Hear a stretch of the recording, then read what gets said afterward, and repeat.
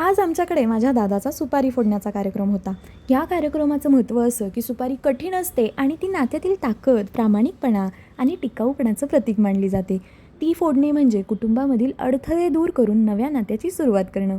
पाहुणे मंडळी येण्याच्या उत्साहात सगळीकडे लगबगीने तयारी सुरू होती.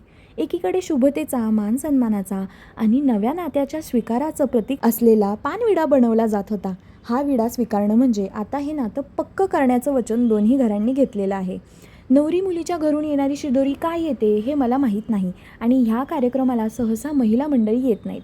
पण आपल्या कुटुंबाने ही परंपरा मोडून महिलांना सुद्धा हा मान देण्याचा आणि खऱ्या अर्थाने स्त्रियांना समान मान देण्याचं ठरवलं. मला वाटतं की आधीच्या काळात वाहने नसायची, प्रवास बैलगाड्याने व्हायचा, म्हणून प्रत्येक घरातून एक पुरुष जात असेल आणि त्यांना परतीच्या प्रवासात भूक लागली की ही शिदोरी बांधून देत असावेत.